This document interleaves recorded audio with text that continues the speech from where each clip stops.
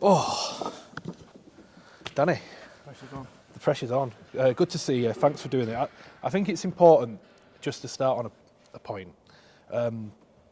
You actually were the one who proposed doing this. You said that you wanted to do an interview, open the doors, nothing off bounds, which was interesting timing because it was 2 days after the Bradford defeat. Now, I don't think most recruitment managers, cards on the table, would probably offer to do an interview at that time.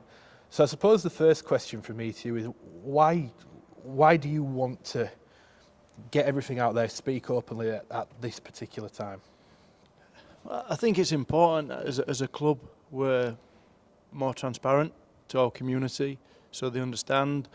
Somebody who works at Castleford in the foundation, a guy called Anth Atherton, said to me, if everybody's got the same information, the majority make the same decisions. And I think it's really important.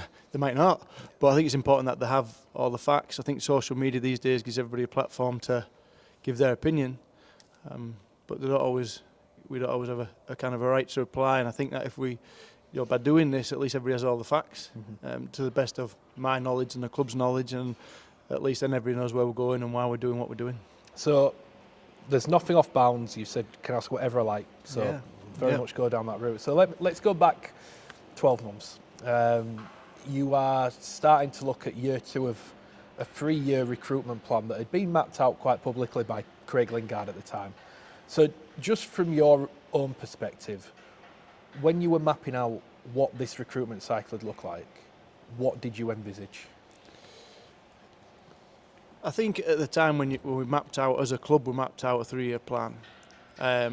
It was all about getting the club where it needs to be, where it deserves.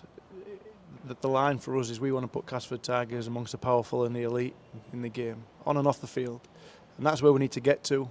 And we felt like there's a 3-year progression plan on the field that we needed to do. That started with a complete overhaul of the squad. Year 1 was all about giving the talent that we had in the system, recruiting some younger players. I think age was a determining factor in trying to reduce the average age, which we did, and then really give people last year the opportunity to stack up some Super League experience. So then that probably brings me back to your question then, is I think we did that with a lot of players. A lot of players, got 20 odd games under the belt Super League, and going into 2025 are a lot more experienced in there, Kane Robbs and people like that. Then year 2 part of that plan is get that squad. The ones that don't quite make it, move on. And the ones that you want to stick with, you grow and develop. And then you add a little bit of quality to that. And we felt that we did that in retaining Tex Hoy. I felt like we've done that with some of the outside backs that we've brought in. Judah Rimbu, we fought off a lot of NRL competition to bring him. We think he's got some X factor. Desiree Nassi, I think he's got some X factor. So year 2 of the plan would be build on the hard work, commitment, reflective of the town of Castleford. We want to make sure that people see that, and I think build on that and add the little bit of quality. The people that can try and win a game out of nothing, them type of players, and I think we've got a few of those in there. That's left to be seen. And if that answers your question, that's kind of what I expect for this year. Build on the year 1, year 2 is add that little bit more quality, and then obviously year 3 we can probably talk about at some point. You mentioned Rimbu and you mentioned Anasi, and there's been a few others. The twins came in, Jeremiah Simbakan came in. Did you do everything you wanted to do? Could you say everything went perfectly and it went exactly to plan? In terms of recruitment or in terms of performances? Recruitment. There's a lot that goes into recruitment. And I'm the spearhead of that. There's a lot more people in terms of what we're trying to achieve that goes into it, but there's a lot more factors as well. Look at where we were as a club. The biggest thing was when you're trying to recruit players, we went, I think it was quite common knowledge, moving into this year, we went after George King. He chose to go to Huddersfield, we offered him a decent deal. But Jack Brown's at Hull KR, went for him. There's other players that we'll probably speak about that we're going through. So you don't quite get what you want all the time. We just need to make sure we're at the table for all those players as long as we possibly can. The Grade A licence was in doubt. The first few months was horrific because a lot of clubs were saying that we weren't going to get anywhere near a Grade A, was going to be relegated and all that type of thing. So that was a tough sell. And then recruitment becomes easier. The more success you have on your recruitment, and we've got to get to that level to make, when we're going for them players, we can manage to get them over the line. So no, I didn't get everything that we want, but we feel in terms of the profile of the player, we're working somewhere towards that. Just on the recruitment, maybe some of the names you missed out on. You mentioned some of the domestic lads, your George Kings, your Jack Browns. You've obviously signed quite a few from overseas. Is it fair to suggest that there were some high-profile NRL players you looked at didn't quite get? I know the year before there was Kyle Iro, who's gone on to great things. Were you in that market again for some high-profile NRL players?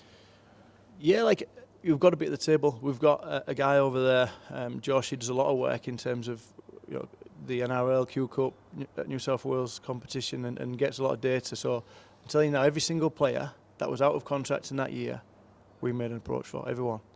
And sometimes the agents would say no, not interested, and some you get conversation with and just can't quite get it over the line. And we started early. Yeah. We started early. You have to go a long way to find a player that we haven't had a conversation with or at least approached, and that's kind of where we've been at. We even had a conversation about Sean Johnson coming over.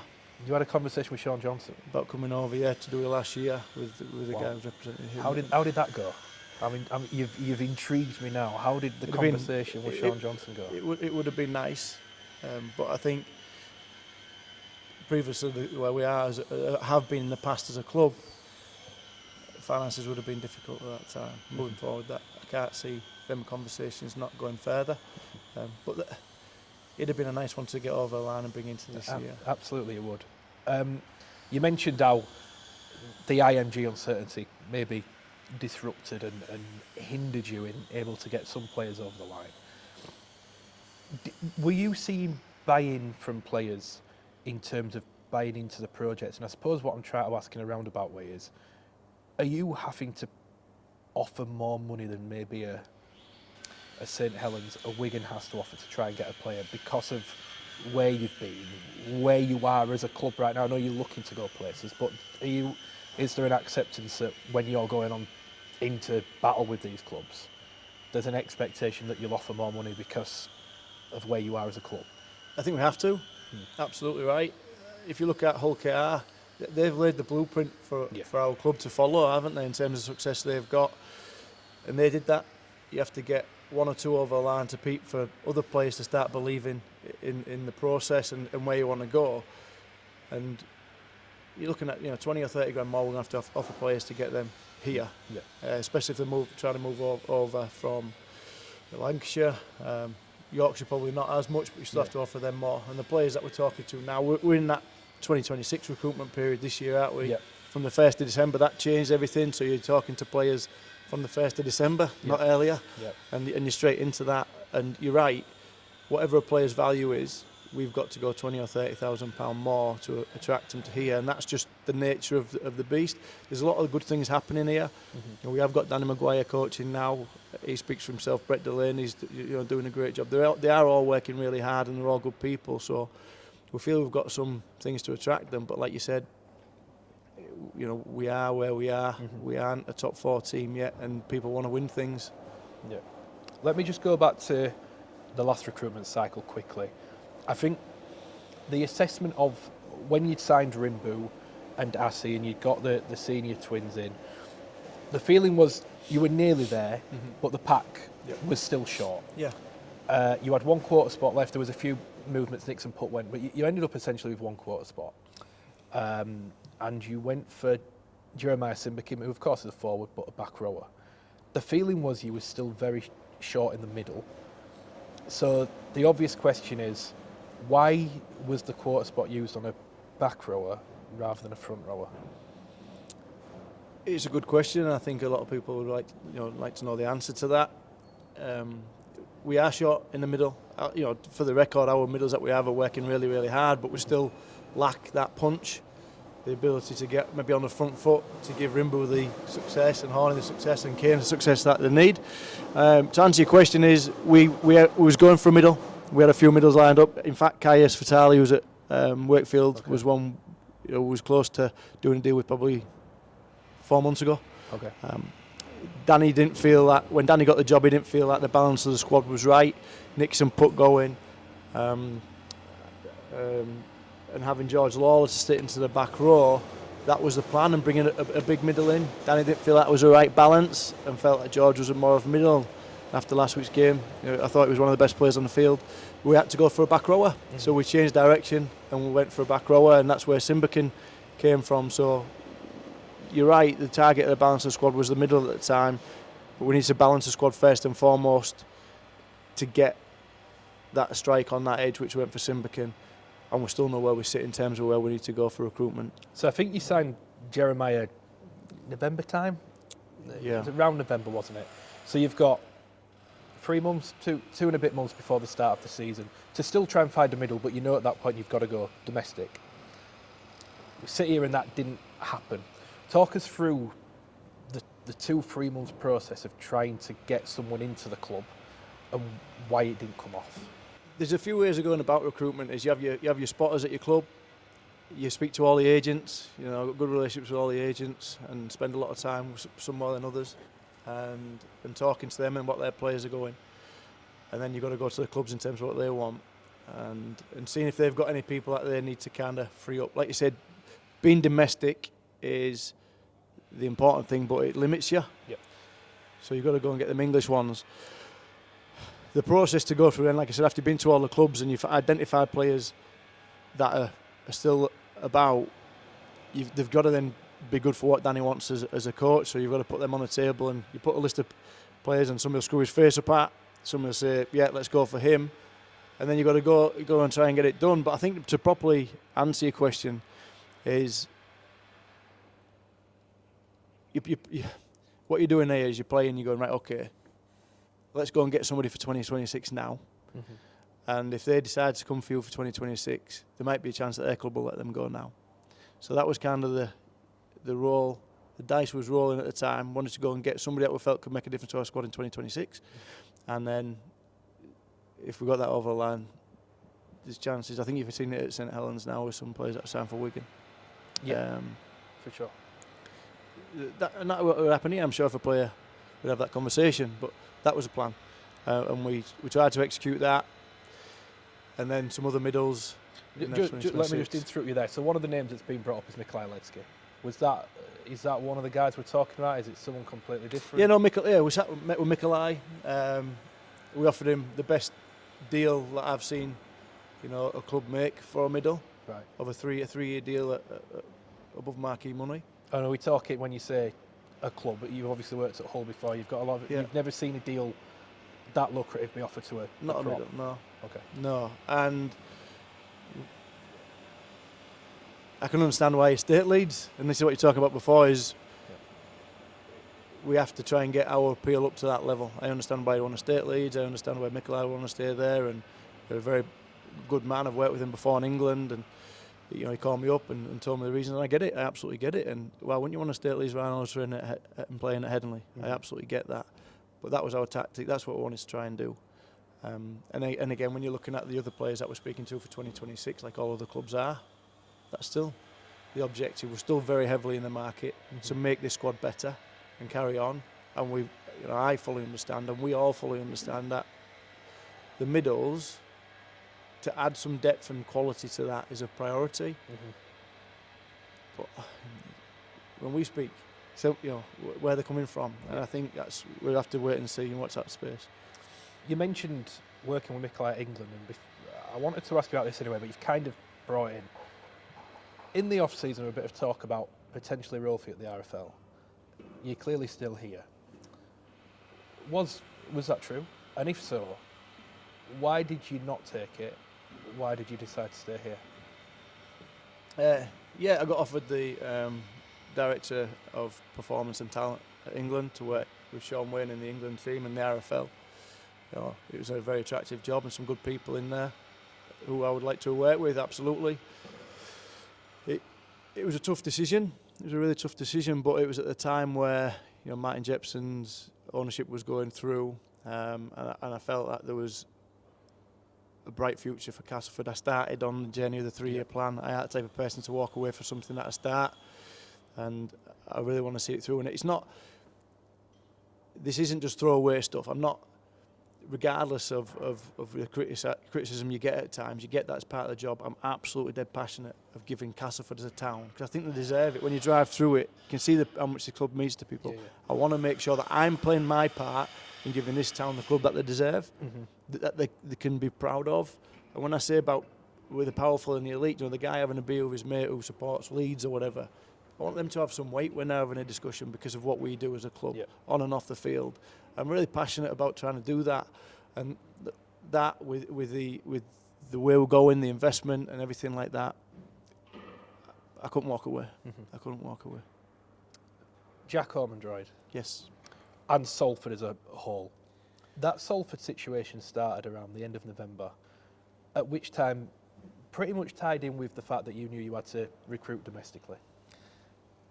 It seems obvious to me that would have been a place you were looking at, and obviously the Ormondroyd stuff was out there.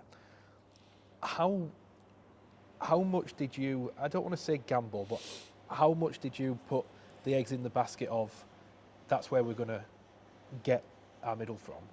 And if that's the case, is it fair to say that, it backfired and that has put you where you are now in terms of still looking in that department?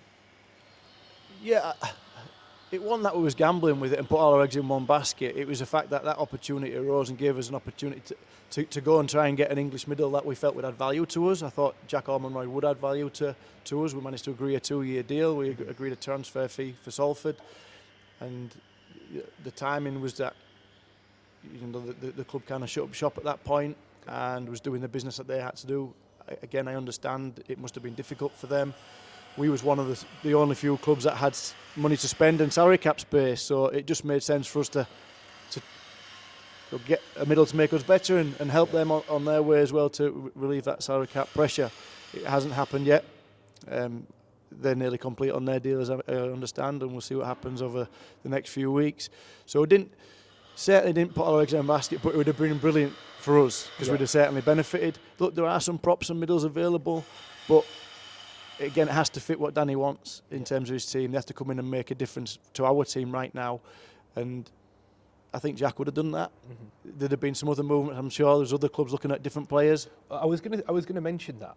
It seemed to me that it wasn't necessarily who you might be able to sign from Salford. This goes to everyone. It's the deals that other clubs might have done, which then potentially opened the doors for you to go sign someone from then. There's like that domino, the knock-on effect, and I'm assuming that was. I'm not necessarily saying here, but as a general rule, that was on the cards. Yeah, I think so. A lot of clubs would have done the same thing. It certainly looked like it was going to happen for us. We could have ended up taking Jack Ormondroyd. Another club would have taken a certain player to free up their cap space. They'd have had to get rid of 2 or 3. And we've had discussions. We could have actually, at one point, within a weekend, could have ended up with 3 incomings. So you'd done a deal with a club to potentially bring in some of their players on the proviso they signed someone from Salford. We'd done a deal with Jack and his agents. The other one was a conversation that was all happy to do. Okay. So the deal wasn't at that point because there was no real movement. But yeah, it could have been over that weekend. We could have seen 3 players coming in.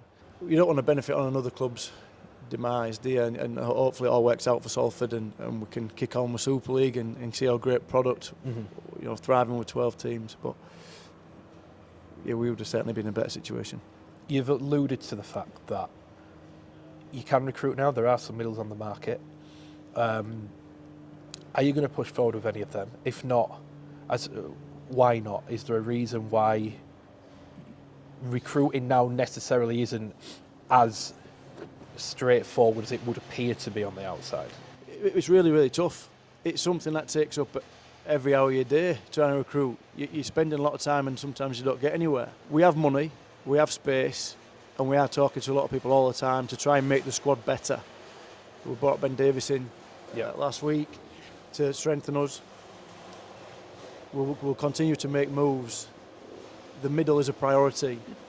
You're damned if you do, you're damned if you don't at some point. Do you make a knee-jerk reaction and bring a middle in for signing a middle that Danny's not really happy with or the coaching staff aren't really happy with, and it's not of a game-changing middle?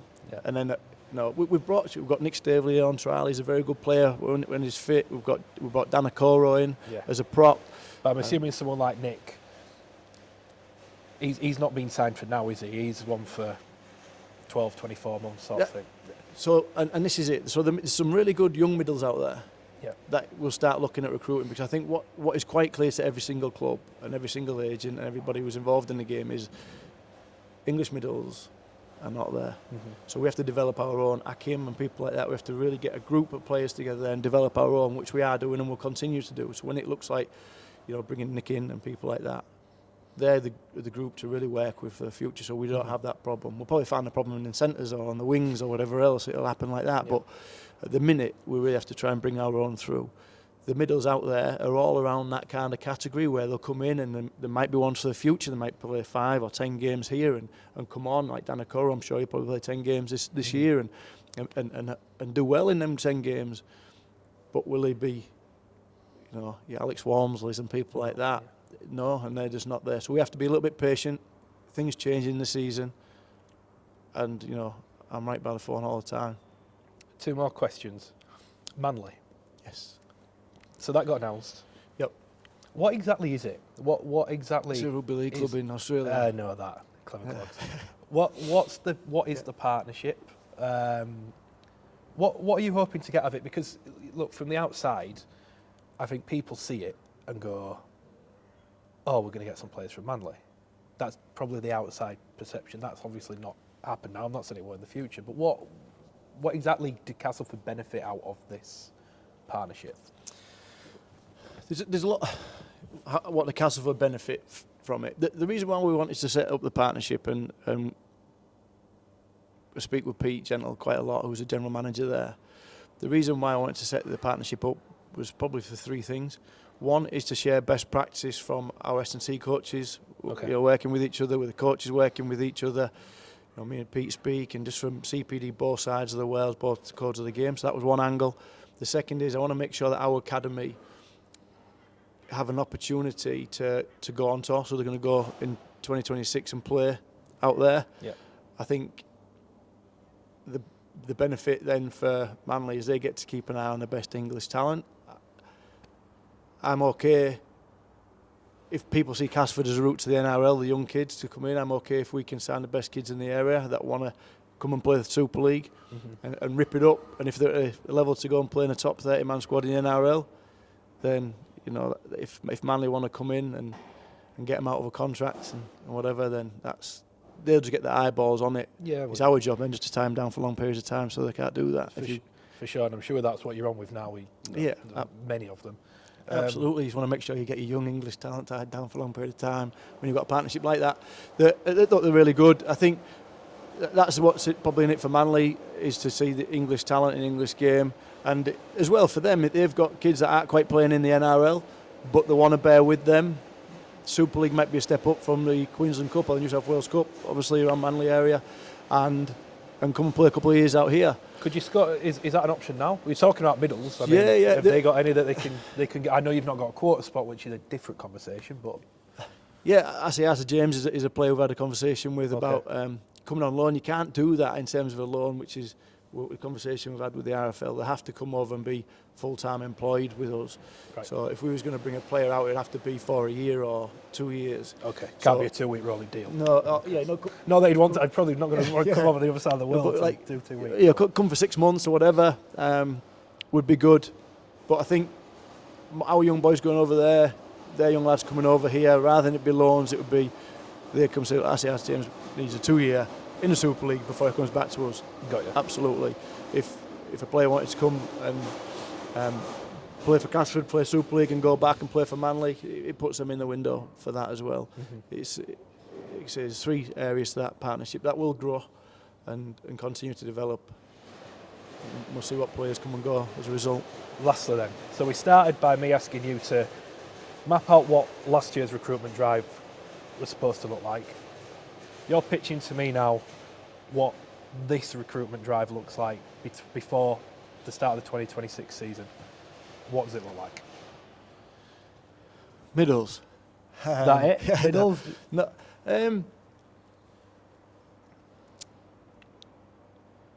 It's a funny conversation to have so far in the season, because you think you've got some players in there who've played round one. I think our backline is pretty good. Yep. We'll know for sure after about 10 or 12 rounds where they're at, and that might need some tweaking. I hope it doesn't, and we can all say we've done all right here. Yep. In which case it will be middles. We've got 2 quarter spots that could be available next year, whether retain or we'll go out. That's probably yet to be seen. But we're happy, Simbican's going well and some of the overseas, but it's absolutely middles. So we're attacking the English market, like all other clubs are attacking the English market. You're sitting down with players and you're trying to get them to cast. Every other club's having that same conversation with them. They are. So if I'm not answering your question, please hit me with it, because I don't want you to. No, I think you are. I think what I was just looking for is what positions, what calibre of player. You've mentioned Jureleskis, which implies to me that someone like I'm not saying this is a realistic one, but a Matty Lees is a British middle. Is that the pond you're trying to fish in? I suppose that's what I'm trying to get out of you. Yeah, I think that's what we said. At the end of year one, we'd have that young, energetic team that are a bit more Super League experience. We're going to add 4 or 5 quality players to that. At the time, you're never going to retain Tex, or you'll never stay. We've got him for 2 years. You got the senior twins. I think Innis started off like an house on fire. Can you get a like for like? We get Louis on the other side. Yeah. Thought he's been a bit with injuries. Assey is a classy type player. Sini, he's got a nice try at the weekend. So we added that little bit of 4 or 5 quality players into there, and then we'll step it up again and get. The aim is, and we've got the money and we've got the space to go for another 4 or 5 high quality players. I was going to say, in terms of just lastly, you've obviously said Marquis is clearly on the cards because of what you said about Nikolai. Would you go to Australia and look at the big boys over there? I mean, we've seen Tom Burgess come over, we've seen Jared Weir-Hargreaves come over. There's clearly some scope for these guys to come over. Like I don't know who's off contract this time in the NRL, but is that something you're in a position to do now? If they'll come and if they'll entertain it? Financially, yeah. Yes, absolutely. Financially, that's something that the directors are really keen on. Like I said, be at the table for as long as we can. Yeah. Let's not think anything's impossible until we feel like it's not. And that's, we're looking for investment and people coming in. They want to be excited, don't they? I've been looking for Russell Crowe. I've not quite seen. He's gone to Fair's. Oh, I see. He's down the road. He's having a bacon sandwich. But they want to be excited, so we need to put a product on the field that they're going to be excited about. So we're full on quota capacity at the minute. Yeah, of course. There's 2 that out of contract at the end of the year. If we retain them, then we're full again. So it's like, do we then have to move somebody on? There's a lot of stuff going on. So in round 1 to start thinking about here is, what position do we actually need now? And you can probably do it a little bit later in the NRL to where we'll go. But there's a lot. We've got 3 or 4 different plans to determine which way you go. So explain to me. What does that mean? Are we talking in terms of if one player leaves, it goes in one route, or if you sign whoever your top target is now, it goes in? Is that what we mean, or is it something completely different to that? Is it what's going on away from the club, off the field? No, it's about the player movement and stuff like that. Right. So if you look at, let's say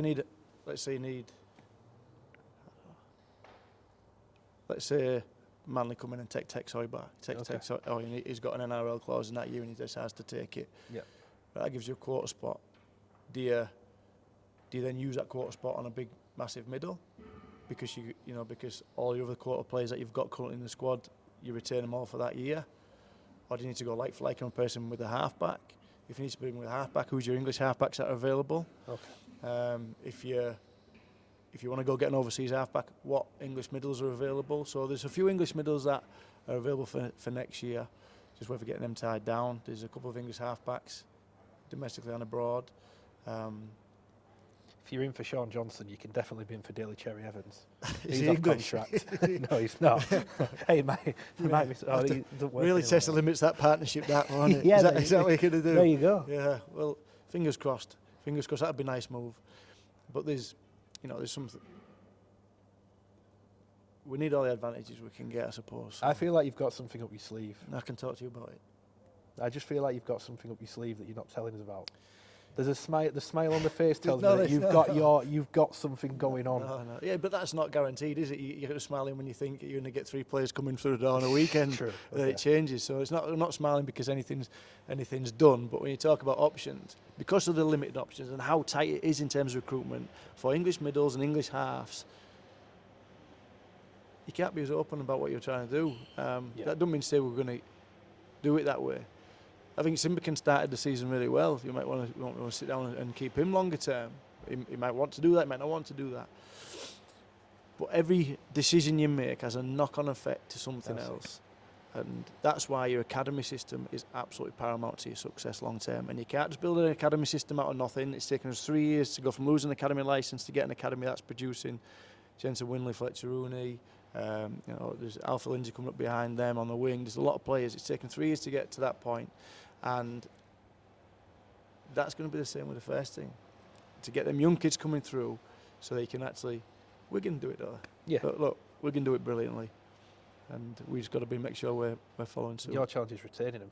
If Fletcher's had his breakthrough moment, is that the right, beating Mikey Lewis and scoring his try, you've got to keep him now because everyone's seen him and everyone wants him. I'm almost certain everyone will want him. Yeah, I think for me, the great scene is Fletcher Rooney stands up, the current man of steel, rounds him, and then rounds the fullback that was at Cass when Fletcher was coming through. Won the Lance Todd while playing for Cass. Yeah. So look, it'd be nice to be saying that after win the game. Okay, I came with the points. That half back who was the current man of steel that he rounded actually kicked the winning drop goal and knock you out. But that's Mikey for you. We'll pull him out, and that's why he's such a special player. But I think Fletcher's not.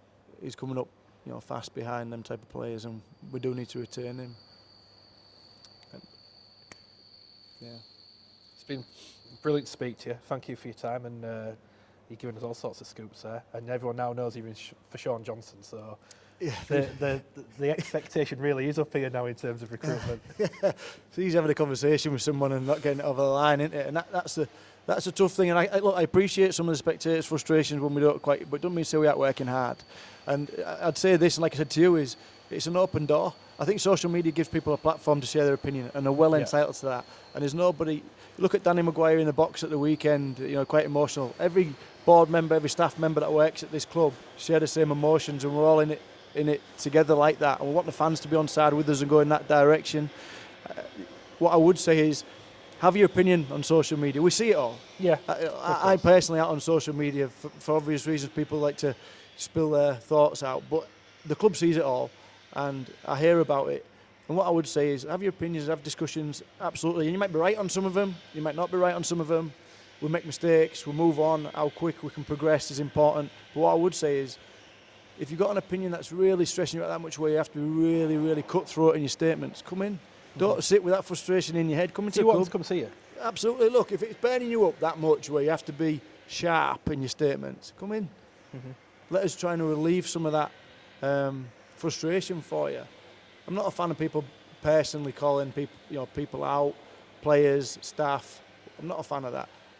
You're entitled to your opinion. I'm all for that, please. And I have conversations with fans.